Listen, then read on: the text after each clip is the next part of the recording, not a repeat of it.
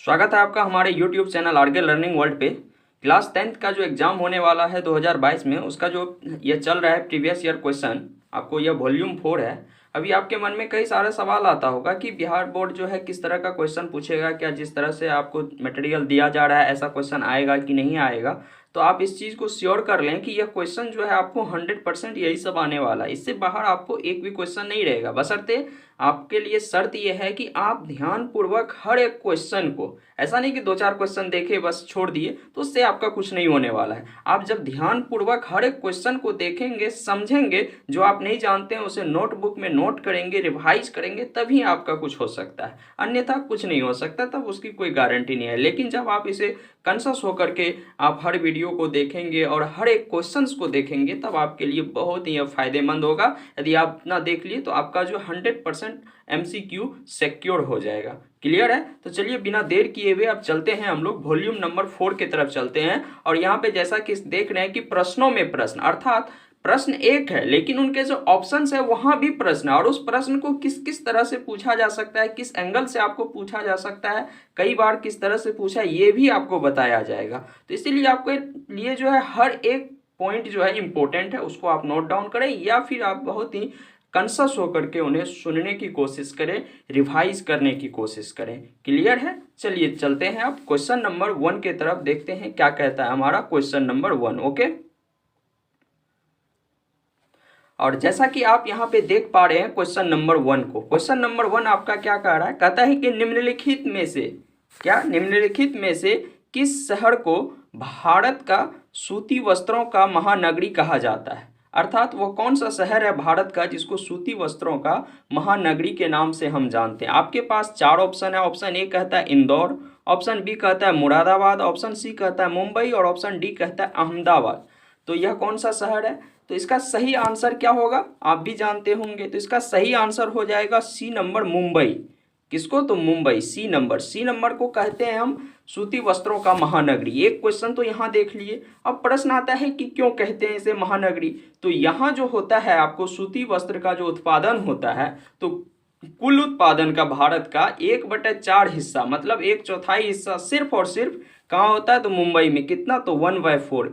इस चीज को भी याद रखना है। दूसरा क्वेश्चन इससे यह बन गया। तीसरा क्वेश्चन आपसे पूछा जा सकता है कि भारत में पहली जो है सूती वस्त्र मिल फैक्ट्री कहाँ लगी थी? तो मुंबई में ही लगी थी। कब? तो 1854 ईस्वी में। यह भी पूछा जाता है। तो यहाँ आप देख रहे हैं 3 से 4 क्वेश्चन हमने देख लिया। तो इस तरह से जब आप रिवीजन करके पढ़ेंगे तो आपका 100% मार्क्स सिक्योर होगा। लेकिन जब आप किसी मॉडल सेट को उठा करके किसी बुक से एक एक क्वेश्चन को रट्टा मारेंगे तो उससे आपका कुछ नहीं होने वाला है। ये बात बिल्कुल क्लियर है। हर क्वेश्चन को पढ़िए, उसको रिलेट कीजिए, हमने क्या पढ़ा था इसके बारे में और क्या क्या क्वेश्चन इससे बन सकता है। ये इंपॉर्टेंट है अभी आपके लिए। ओके, तो चलिए नेक्स्ट चलते हैं क्वेश्चन नंबर 2 की तरफ अब।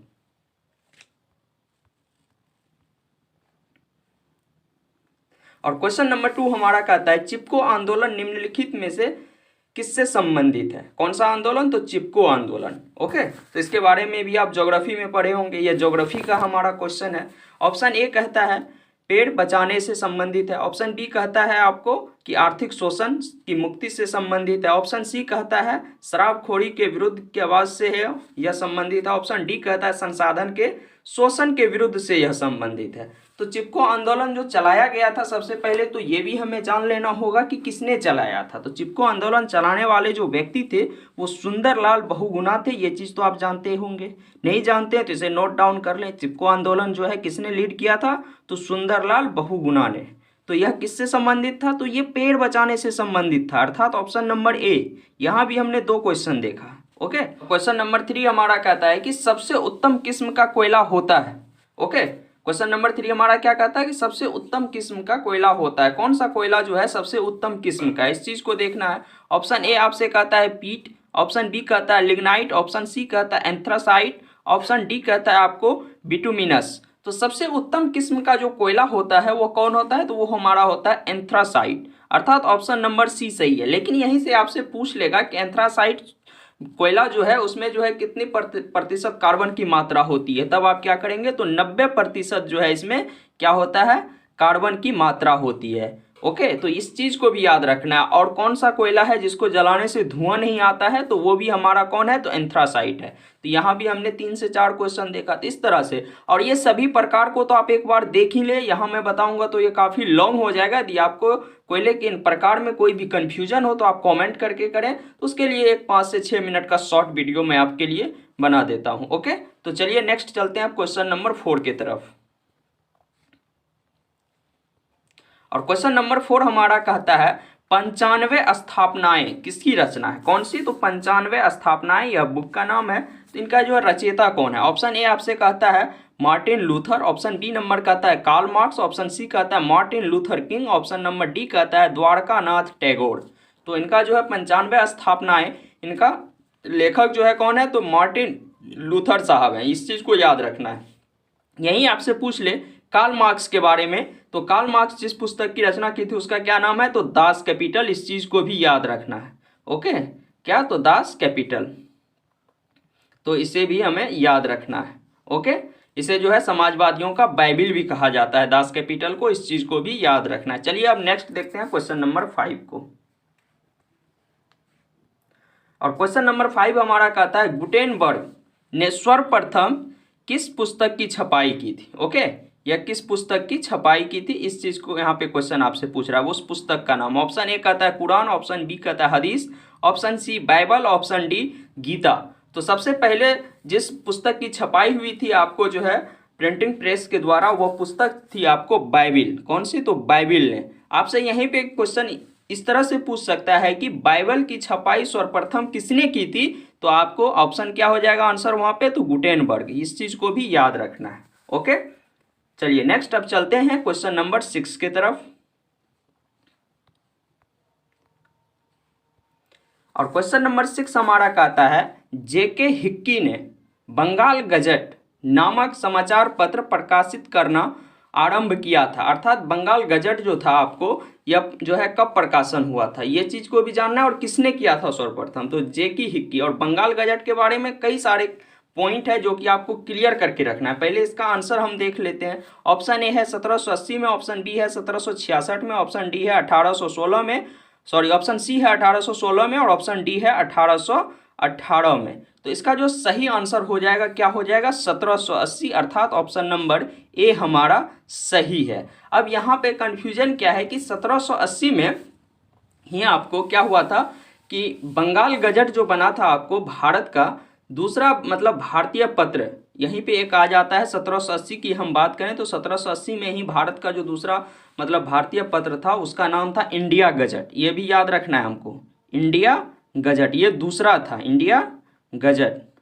ठीक है, प्रथम कौन था, तो बंगाल गजट। और बंगाल गजट जो है सर्वप्रथम जो भारतीयों के द्वारा जो आपको पब्लिश किया गया था वो भारतीय कौन थे, तो गंगाधर भट्टाचार्य। इसका नाम भी याद रखना है, कौन, तो गंगाधर भट्टाचार्य थे। कब, तो 1816 में। 1816 में ये संपूर्ण रूप से भारतीयों के द्वारा, और भारत का जो है पहला हिंदी समाचार पत्र भी हमारा बंगाल गजट है। इस चीज को भी याद रखना है। आपसे पूछ देगा कि निम्नलिखित में से कौन भारत का प्रथम अखबार है या समाचार पत्र है, तो वो हो जाएगा बंगाल गजट, जो पूर्ण रूप से भारतीय का था। वो जो प्रकाशन हुआ था 1816 में, जबकि जेके हिक्की साहब जो थे ये किए थे 1880 में, ये पूर्ण रूप से भारतीय नहीं थे। ओके, तो यहाँ पे कंफ्यूजन कुछ है, लेकिन इसको जब नोट डाउन करके आप लिखेंगे तो सारा कुछ आपका क्लियर हो जाएगा। 1780 में जेके हिक्की साहब के द्वारा निकाला गया था बंगाल गजट। दूसरी पत्रिका भी आई थी 1780 में जिसका नाम था इंडिया गजट, लेकिन 1816 में जो बंगाल गजट हुआ था वो पूर्ण रूप से भारतीयों का था, ये याद रखना। और उसका प्रकाशन करने वाले का क्या नाम था, तो गंगाधर भट्टाचार्य। मैंने रिवाइज भी आपका करा दिया। चलिए अब नेक्स्ट चलते हैं क्वेश्चन नंबर 7 की तरफ। और क्वेश्चन नंबर 7 हमारा कहता है कि निम्नलिखित में से किन जिलों में धान का सबसे अधिक उत्पादन बिहार में होता है। ओके, तो जो है यहाँ पे देखेंगे कि कौन सा जिला है किस चीज़ के लिए, तो धान के उत्पादन के लिए। ऑप्शन ए कहता है कि आपको पश्चिम चंपारण, ऑप्शन बी कहता है रोहतास, ऑप्शन सी कहता है औरंगाबाद, ऑप्शन डी कहता है गया। तो यहाँ पे सबसे अधिक जो धान उत्पादन जो होता है बिहार में वो होता है हमारा पश्चिमी चंपारण में। ऑप्शन नंबर ए हमारा सही है। कौन सा, ऑप्शन नंबर ए। देखिए यहाँ पे एक चीज याद रखना है कि पश्चिमी चंपारण तो यहाँ पे याद रख लिए हम, और ये पश्चिमी चंपारण में कितना प्रतिशत होता है, तो ये आपको लगभग 18%। यदि बात करें पश्चिमी चंपारण की तो यहाँ पे जो है पश्चिमी चंपारण में सबसे अधिक होता है। लेकिन ये पश्चिमी चंपारण, रोहतास, औरंगाबाद, इन तीनों जिलों को मिला करके कितना प्रतिशत उत्पादन होता है, तो 18% से अधिक उत्पादन होता है ये तीनों जिला। कभी कभी ये भी पूछ लेता है आपको किन जिलों में, तो पश्चिमी चंपारण, रोहतास, औरंगाबाद जो है धान के उत्पादन में अग्रणीय है बिहार में। इस चीज़ को याद रखना है, तीनों जिला का नाम। लेकिन सबसे जो है नंबर 1 पे कौन है, तो पश्चिमी चंपारण है। अब यदि हम भारत की बात करें तो भारत में कौन सा राज्य जो है धान के उत्पादन में सबसे अग्रणीय है, तो वो हो जाता है पश्चिम बंगाल। तो यहाँ पश्चिमी चंपारण, वहाँ पश्चिम बंगाल, दोनों के नाम में कॉमन चीज़ है पश्चिम पश्चिम। ये चीज़ दिमाग में याद रखिएगा, आपका क्वेश्चन सही हो जाएगा। क्लियर है? चलिए अब चलते हैं क्वेश्चन नंबर 8 की तरफ। और क्वेश्चन नंबर 8 हमारा कहता है कि बिहार पंचायती राज व्यवस्था के अंतर्गत विघटन की स्थिति में कितने माह के अंदर चुनाव कराना जरूरी है। अर्थात जब पंचायती राज व्यवस्था के अंदर कोई आकस्मिक घटना हो जाती है, किसी जो है मेंबर का डेथ हो जाता है या कुछ अन्य कारण हो जाता है, तो ऐसे स्थिति में कितने माह के अंदर चुनाव कराना जरूरी हो जाता है। ओके, आपके पास ऑप्शन ए है 5 साल, ऑप्शन बी है 5 माह, ऑप्शन सी है 6 साल, ऑप्शन डी है 6 महीना। तो क्वेश्चन में ही जब हमसे माह पूछ रहा है तो और सब ऑप्शन को हम देखेंगे ही नहीं, साल वाला तो काट देंगे। तो साल हमारा कहाँ है, ऑप्शन नंबर सी में है और ऑप्शन नंबर ए में है। ए और सी हमारा पहले कट गया। ये भी एक ट्रिक होता है एग्जाम में, किस तरह आप सही क्वेश्चन को जानेंगे। ओके, और उसके बाद अब हमारे पास ऑप्शन बच जाता है बी और डी।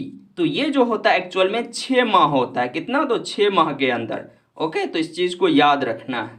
चलिए नेक्स्ट अब चलते हैं क्वेश्चन नंबर 9 की तरफ।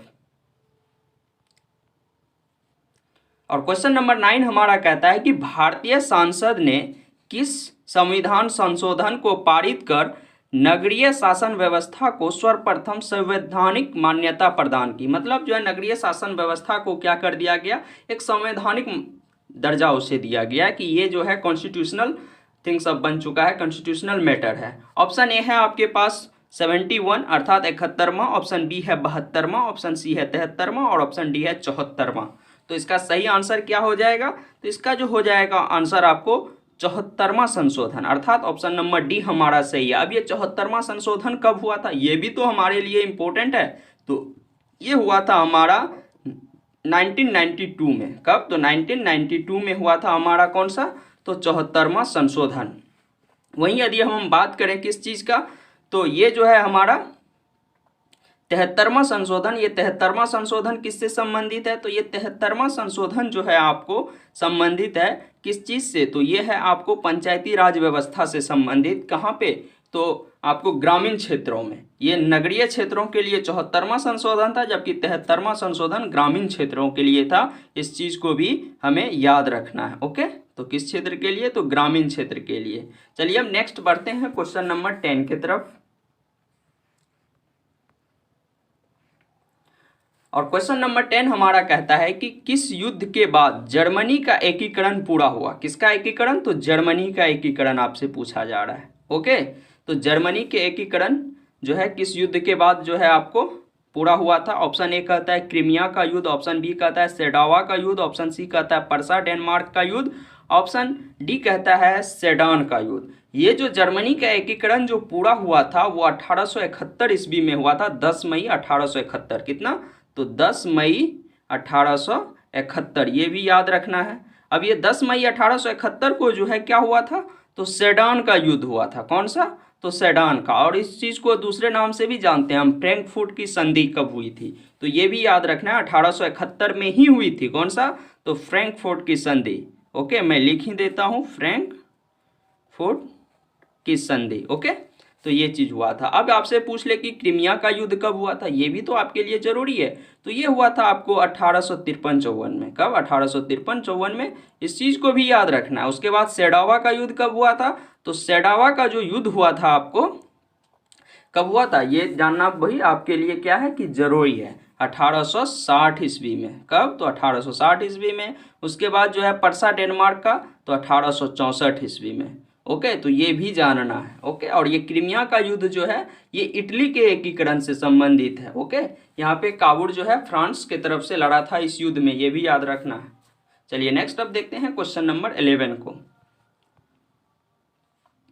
और क्वेश्चन नंबर 11 आपका कहता है कि भारत में किस राज्य की प्रति व्यक्ति आय सबसे कम है। यहाँ पे क्वेश्चन आपसे कह रहा है कि भारत में किस राज्य की प्रति व्यक्ति आय सबसे कम है। इस चीज को भी हमें याद रखना। ऑप्शन ए कहता है बिहार, ऑप्शन बी कहता है पंजाब, ऑप्शन डी कहता है हरियाणा, ऑप्शन सी कहता है हरियाणा और ऑप्शन डी कहता है आपसे गोवा।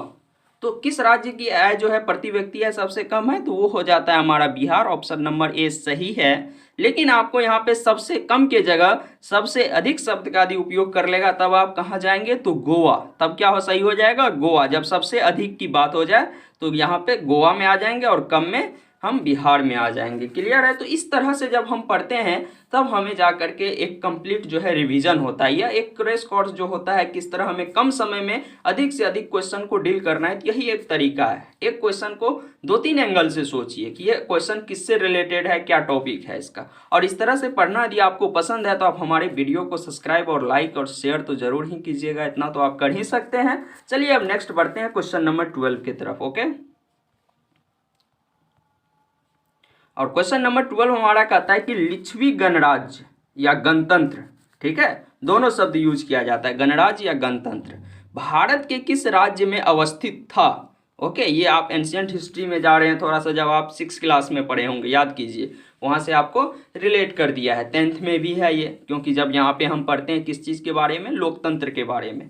तो आइए अब ऑप्शन को देखते हैं। ऑप्शन ए कहता है बिहार, ऑप्शन सी कहता है राजस्थान, ऑप्शन बी कहता है, माफ कीजिएगा, राजस्थान, ऑप्शन सी कहता है महाराष्ट्र और ऑप्शन डी कहता है आपसे त्रिपुरा। तो ये लिच्छवी गणराज्य जो है आपको या गणतंत्र वो बिहार राज्य से संबंधित है, यहाँ बिहार में अवस्थित था।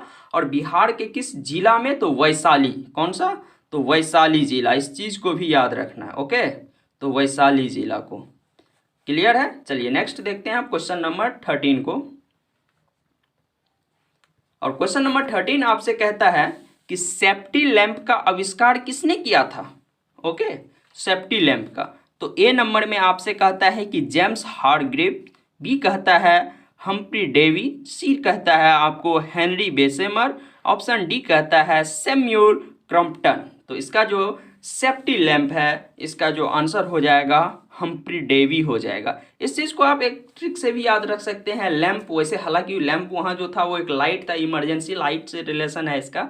यहाँ पे डेवी से याद रख सकते हैं कि डेवी एक दिया की तरह, लैंप दिया, इस तरह से आप इसको रिलेट करके याद रख सकते हैं। ये मेरा एक थिंकिंग है, आप कुछ और भी अपना अप्लाई कर सकते हैं अपने अकॉर्डिंग। ओके, और ये कब किया था, तो ये 1815 में किया था। इस चीज़ को भी याद रखना है, कब, तो 1815 ईस्वी में। उसके बाद और सब ऑप्शन को भी आपको देखना है। ओके, जैसे स्पेनिंग जेनी का आविष्कार जो है आपको कितने, जेम्स हारग्रीव ने किया था, कब, तो 1770 ईस्वी में। इस चीज़ को भी आपको याद रखना है।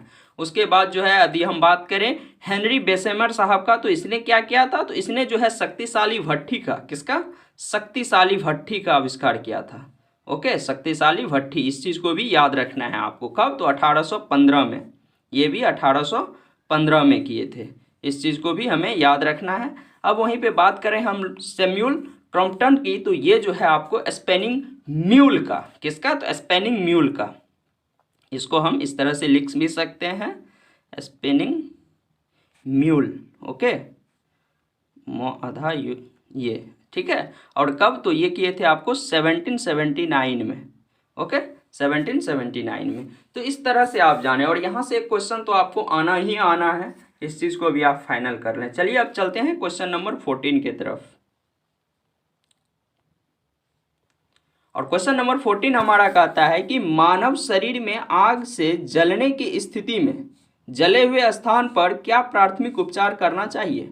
ऑप्शन ए कहता है ठंडा पानी डालना चाहिए, ऑप्शन बी कहता है गर्म पानी डालना चाहिए, ऑप्शन सी कहता है अस्पताल पहुंचाना चाहिए, ऑप्शन डी कहता है इनमें से कोई नहीं। ये तो बहुत ईजी क्वेश्चन है, ना तो हमें ठंडा पानी डालना चाहिए ना गर्म पानी, और इनमें से कोई तो होगा नहीं। हमें कहाँ जाना चाहिए, तो अस्पताल जाना चाहिए। यदि आपके पास रहे कि तुरंत उपचार जो होता है फर्स्ट एड किट वो अप्लाई करना चाहिए, तो वो सही हो जाएगा आपका।